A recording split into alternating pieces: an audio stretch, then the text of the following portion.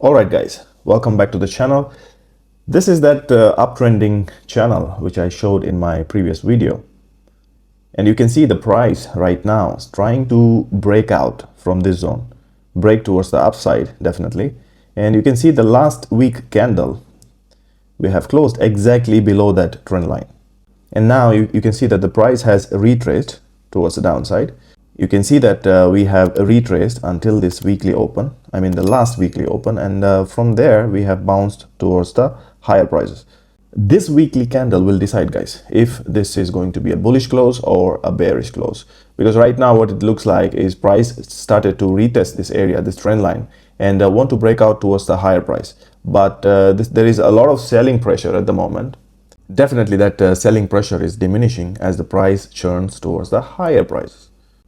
So this is the one massive resistance we have at the moment, and if we check in daily time frame, again you can see that we are trying to break this zone and getting rejected here. There is a significant selling pressure over here, but that is being absorbed by the bulls, and then we tried one more time to break it towards the higher prices, but again met with selling, which came back, and then we have a higher low over here. You can see this was the bottom on July 1st.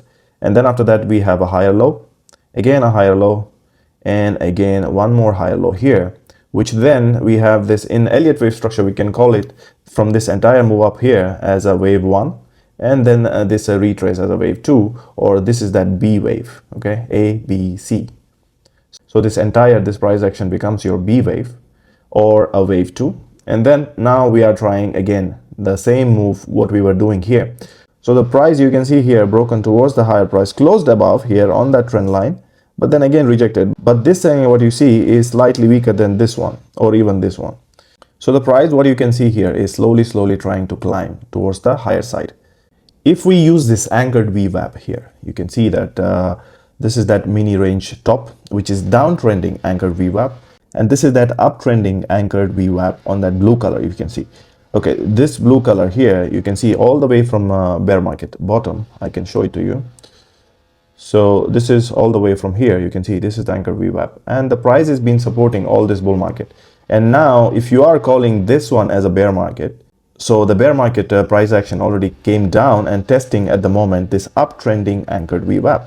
And this in yellow, what you can see, this is the downtrending anchored VWAP. You can see the price action here is respecting this anchored VWAP downtrend.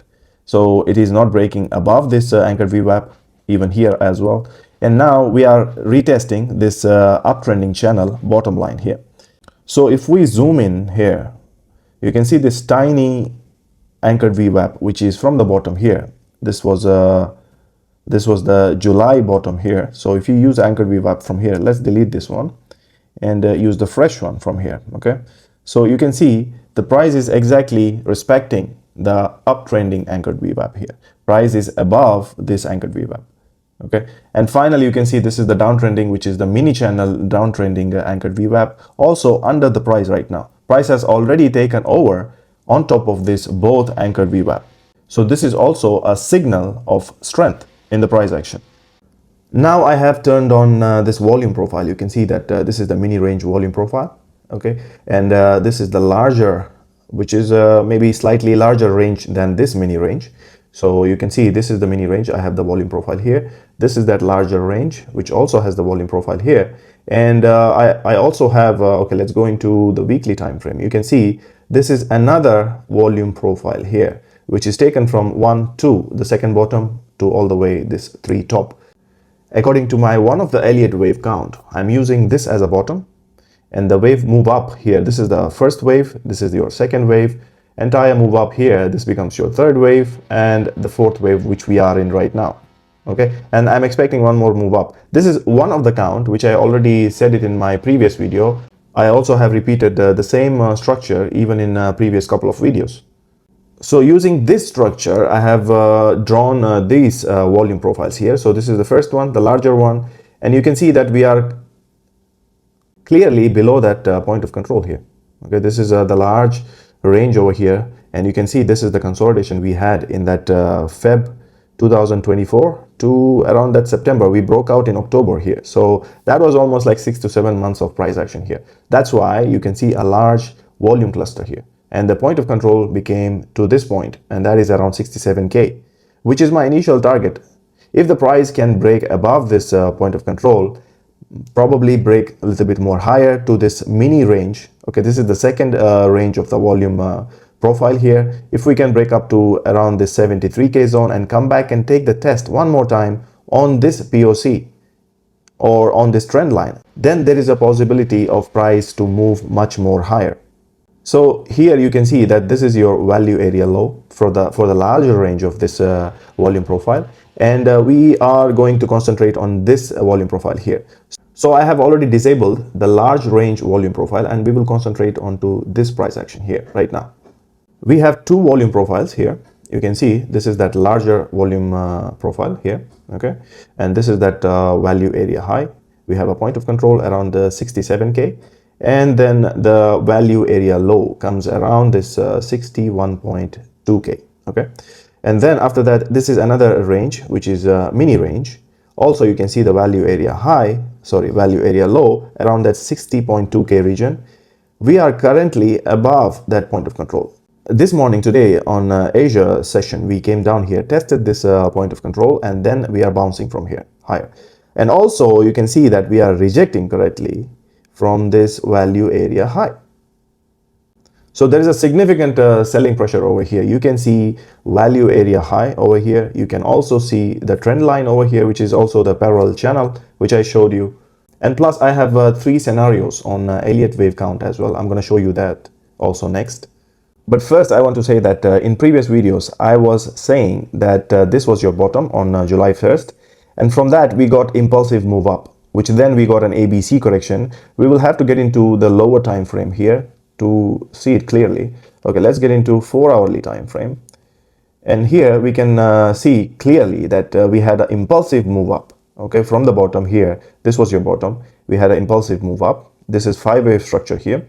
And this sideways correction is just a WXY correction, ABC, and then we have another ABC here. You can see it internally, and then we have a 3-wave correction as well here. So that means this entire correction over here, which is sideways, became your WXY correction.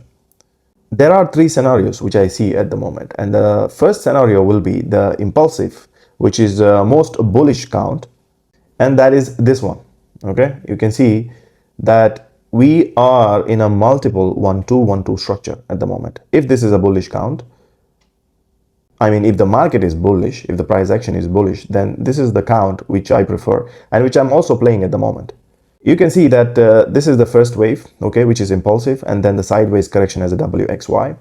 And then we have another 1-2 here, followed by another 1-2 here on the lower time frame.